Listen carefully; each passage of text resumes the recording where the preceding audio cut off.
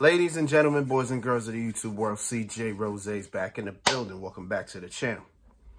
All right, so before we get into the last two matches, Triple H was out here. Paul Hunter Hearst Helmsley Levesque was out here. We were told earlier in the show that Triple H had a major announcement. I was actually curious. I was like, I wonder what this can be.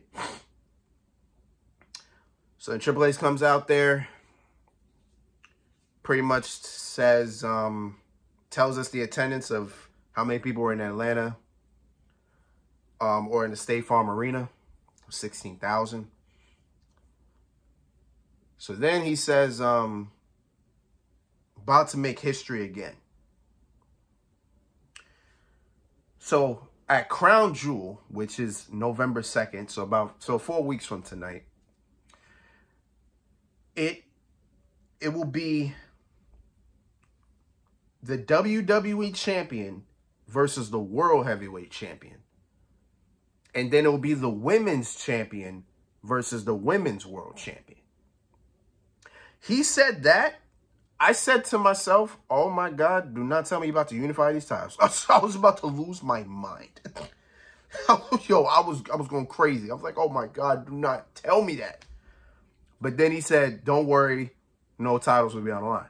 I was like, oh, okay.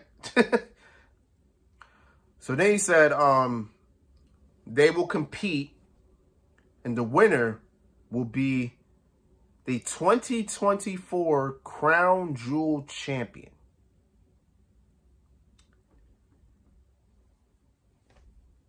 I was like, all right. But we'll get into my opinions about it after, because that wasn't all. So here comes our World Heavyweight Champion, Gunther. Gunther's out here, and he pretty much says, you know how at King of the Ring in Saudi, because that was in Saudi Arabia too earlier this year. He said, you know how in Saudi you came in the ring and you raised my hand?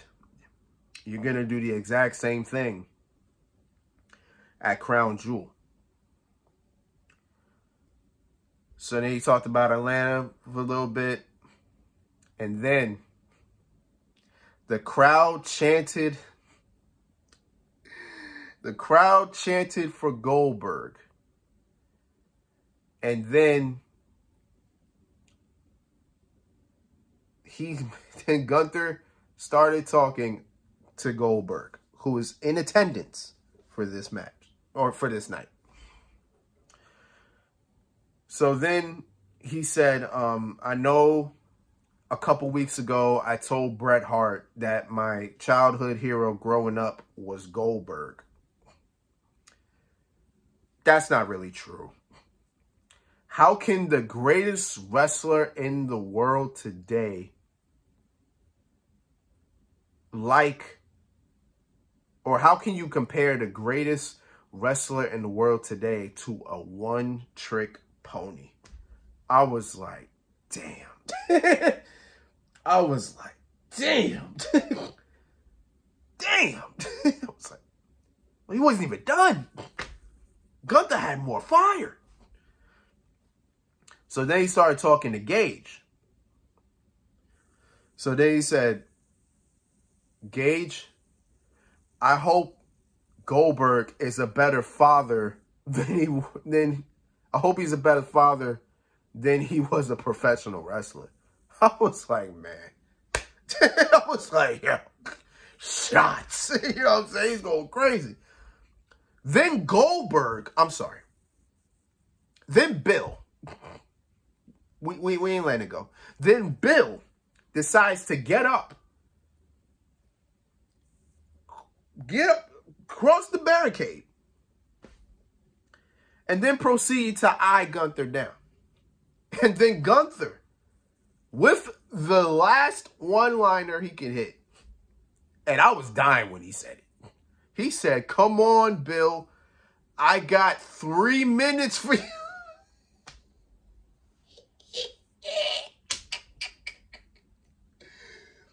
That's too funny.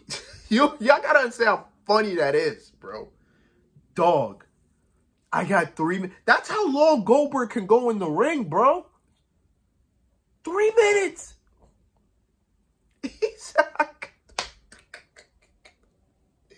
I was dying, bro. But then from behind, here comes Sami Zayn. Sami Zayn attacking Gunther. And then they brought all the way to the entranceway. And then Triple H raises Goldberg's hand. And then, you know, they gave Goldberg a nice standing ovation and all that. And then that was it. So, maybe I'm tripping. But I hope they're not planning Goldberg versus Gunther. I hope the hell that's not the case. Because if Goldberg gets in the ring with that man right there, if he gets in the ring with him, oh, he's dead. He's done. He's done. He's done. It's over. It's over. Like, one chop, Goldberg cannot breathe. Goldberg will not be able to breathe. He will be holding his chest for days, maybe weeks. Especially if Gunther gives him more than one, which he will. I say 5 at best. If Gunther gives Goldberg 5 chops, it's over. Goldberg will be in bed for weeks. He will be feeling it for a while. I promise you.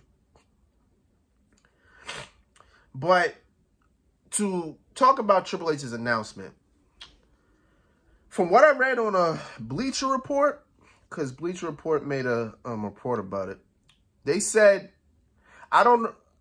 they said it's annual now. So I guess this will be an annual thing where we'll have a Crown Jewel champion match every single year at Crown Jewel. Because in fact, Crown Jewel is now an annual thing.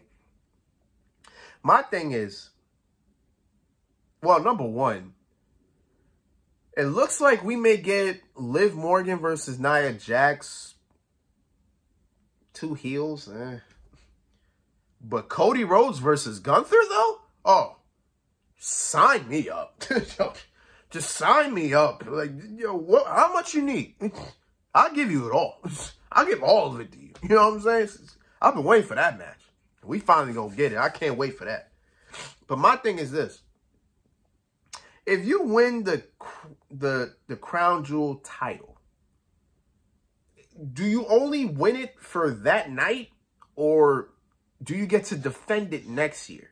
Like, let's say hypothetically Cody Rhodes beats Gunther, right? Let's just say he does it. And then he becomes a Crown Jewel champion. Will he defend it next year? Or, like, is it just he won this? Actually, it's probably like bragging rights. You know what? That's probably what it was. It'll probably be like bragging rights, because that's exactly what I thought when I heard when Triple H was talking about it. It's probably like bragging rights, because bragging rights always had a trophy, and whichever team won will win that trophy. So in reality, yeah, it'll probably just be an annual thing. So if Cody wins, he don't got to defend it next year. I guess it will just depend on who's the champion next year. So I guess that's probably what it is. Well, all I can say is there was a rumor going around talking about how it was going to be Cody and Roman for the WWE title at Crown Jewel. That rumor is dead. That rumor is dead. But that also means no World Championship matches at Crown Jewel this year. Actually, for the foreseeable future. I don't know how to feel about that. It also kind of states, now that Cody and Roman is not going to be a thing at Crown Jewel, what is Roman doing at Crown Jewel? Because it was said that Roman will be at every single PLE from tonight till the end of the year, which is just the last 3, which is Crown Jewel and then Survivor Series in November. So, curious what Roman will be doing at Crown Jewel. I guess only time will tell. But yeah, announcement was cool. Wasn't really nothing crazy. So I mean, it is what it is. All right, last 2 matches. Let's get it.